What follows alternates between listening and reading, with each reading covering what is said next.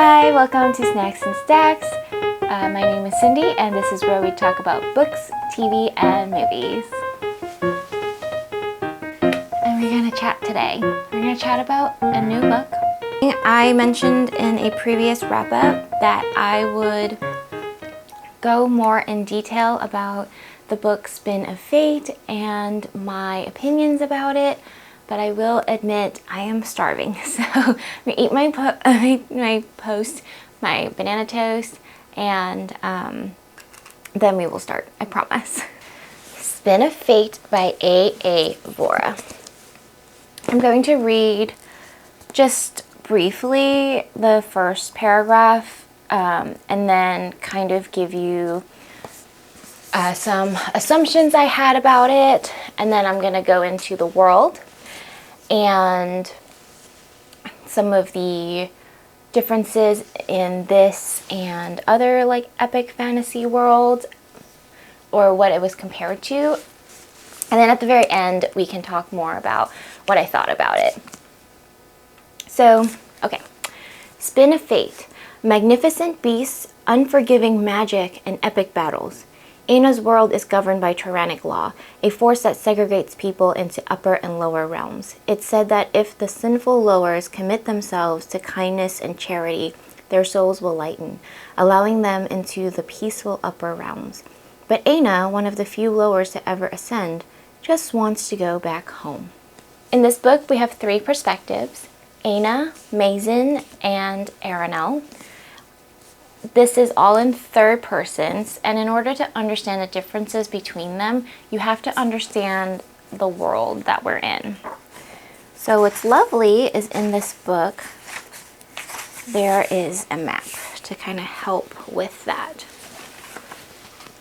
Okay, and as you can see, this world is separated into 4 caste systems, basically. We have the upper realm and the lower realm, and this world is based on your behavior and kind of your karmic or karma soul, almost. It is believed that if you're a good person, then your soul will spin forward and you go up into the upper realm, and if you're a bad person, your spin is backwards and it goes down. And so this world, you have, I'm not sure if it's based on our world, but there's a lore where it used to be that people would die, like in our world, and it all was intermingled. But something happened and it was split into 4. We have 2 upper realms and 2 lower realms. We have 2 like realms in the upper realm. We have 2 locations, I guess, and then 2 in the lower realms. And it's almost like the better you are, the higher you go, and then the less good you are, the lower you go. So it does have like a heaven and hell kind of concept. So these 3 characters are all from different places on this 4 like caste system, basically. Aina, who feels like is the main character in this book, she is from the upper of the lower realm, which is called, I want to make sure I have them right because they're both starts with M, Malin. And she does something in the very beginning of the book where her soul spins the opposite way, and there's basically portals where you can enter into the upper realms. And so she enters into the upper realm, but her mother is in the lower realm and she wants to go back to her mom. And so that's what that kind of first paragraph summary is about. We have Mazen, who is from the same place, but he is now he's in the lower Malin, but he cannot go up because he is a soldier. He has been fighting all his life, and he doesn't really have much of an aspiration to go into the upper realm, nor has he ever heard of it happening. And so he is like through and through lower realm, Malin. And then we have Aranel, who is a guard that is in the upper realm called Mayana. And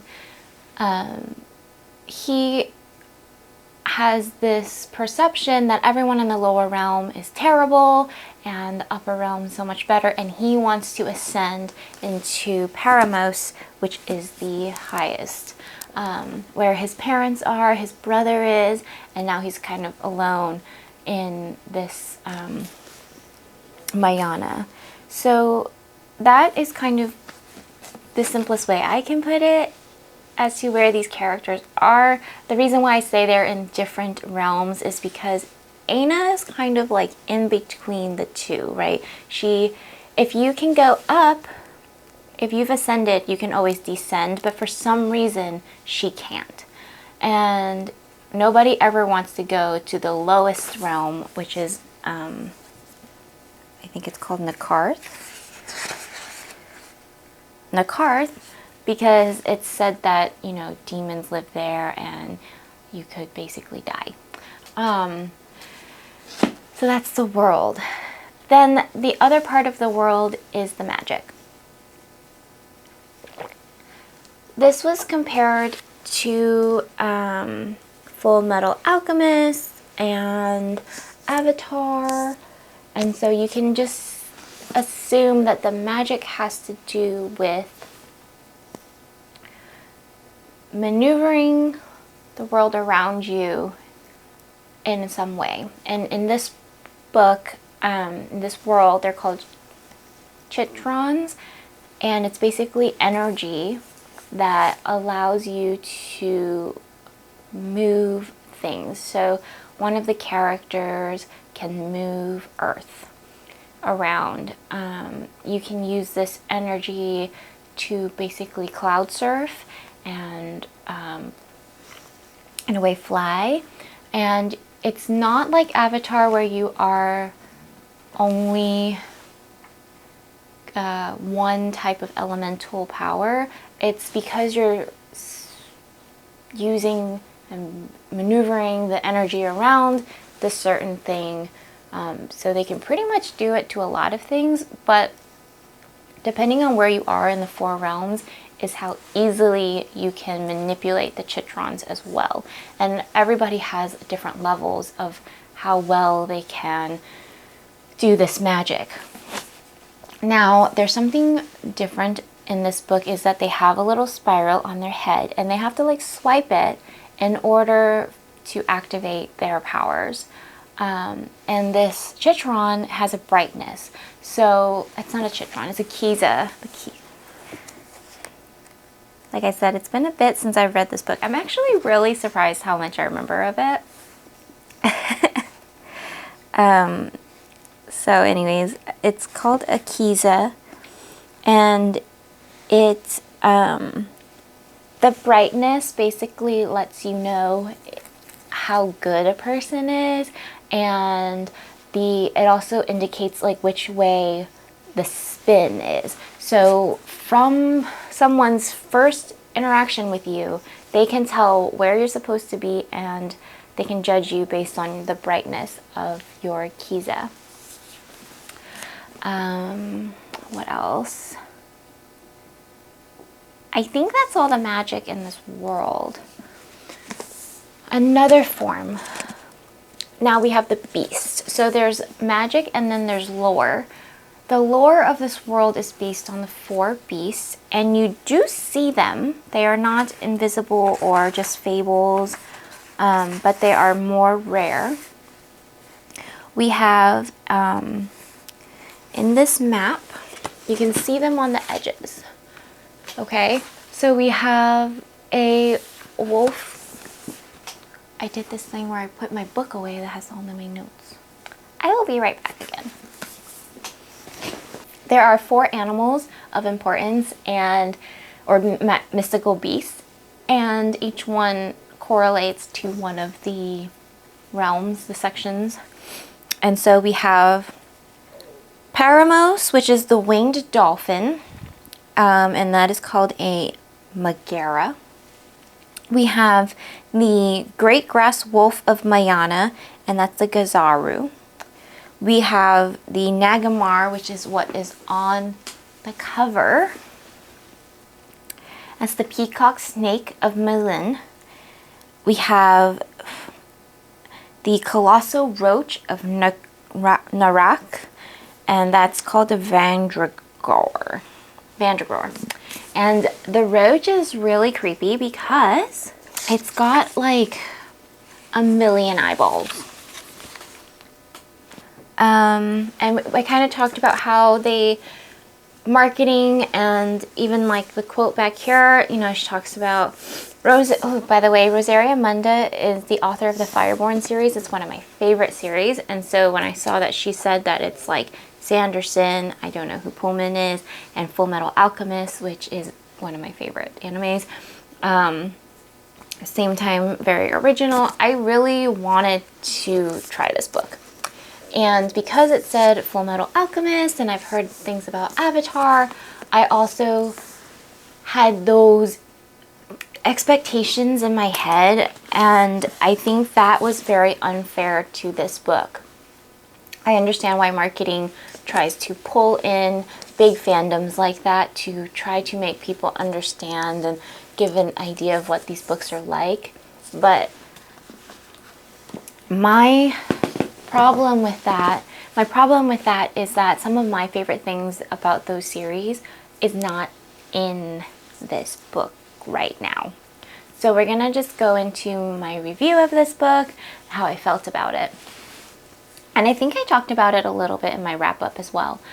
I will first tell you that for Full Metal Alchemist and for Avatar, which were the biggest keywords to make me want to read this book, my favorite themes from those is found family, brotherly love, which is, you know, in, you know, Full Metal Alchemist, and incredible magic.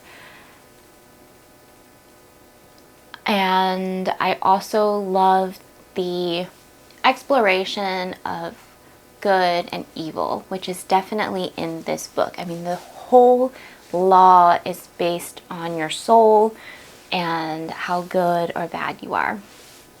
Bad, right? I hate, it's such a hard, we're just going to simplify it and say that, but you know, that's not how the world works. I think, you know, sorry, I shouldn't say that.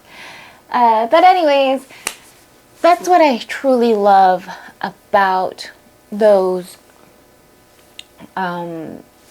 stories. And in both of those stories, when we have magical creatures or mystical beasts, they are like companions and friends. In this book, the things I love about those stories is not quite evident yet. And I do recognize that this is the first book, and so we have a lot of world building and a lot of magic making and understanding that we have to go through. And this is a YA fantasy, and so I understand that it's, you know, a smaller book in size for explaining a lot of things. So I think this book did what it had to do quite well. I just think it lacked the oomph in character and characterization for me to really fall in love with this book. So there is magic in this book, and there's fights, and there's even a whole like training sequence, but I felt like some of the pacing is a little off, and the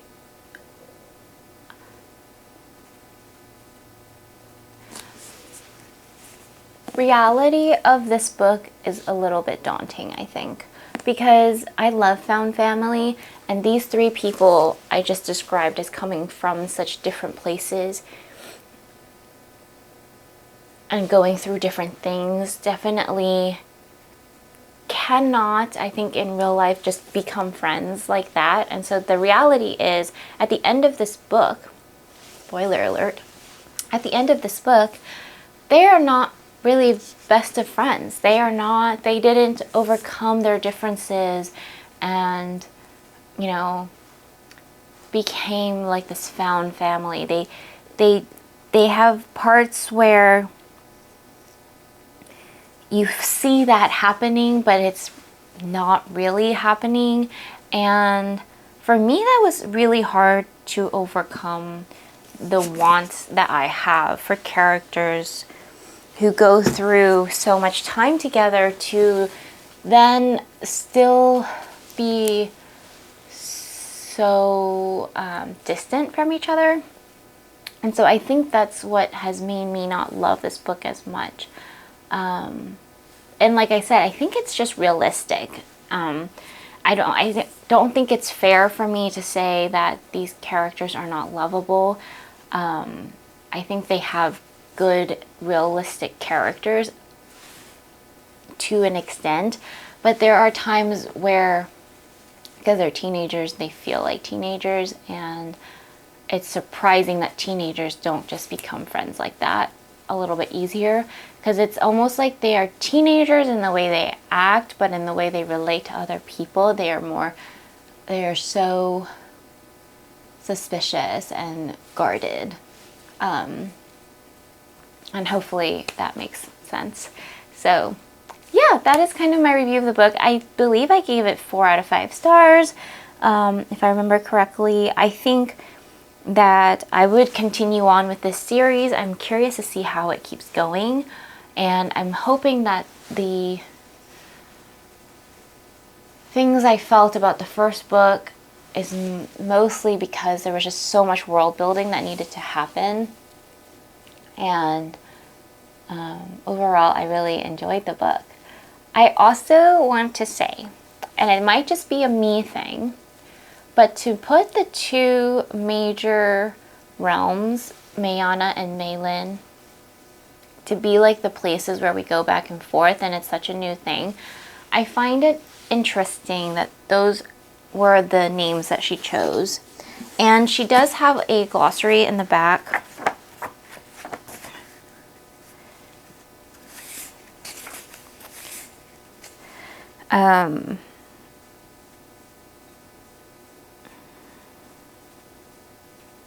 She does have a glossary in the back where she talks about like what the words mean.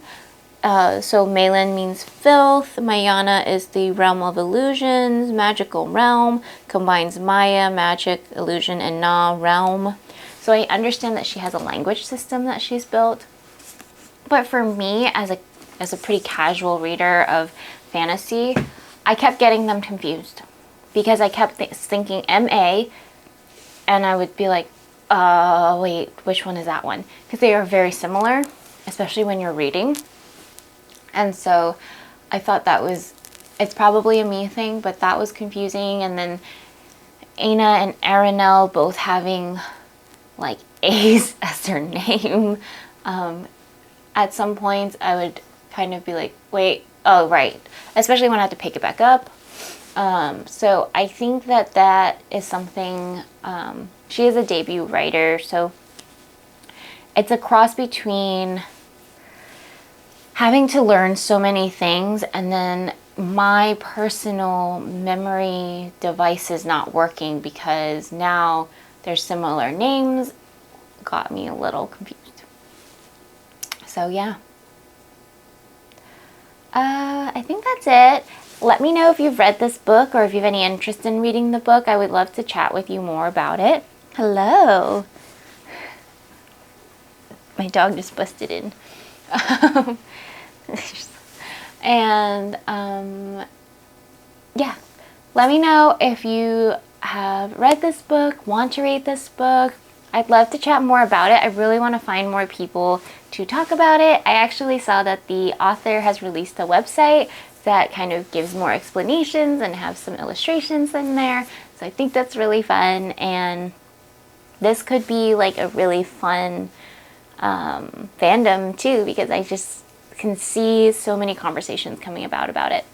I hope I did my due diligence trying to explain this kind of difficult world to explain, and you know, made you interested in it if you've never heard of it. So yeah, happy snacking and happy reading. I will see you guys next time.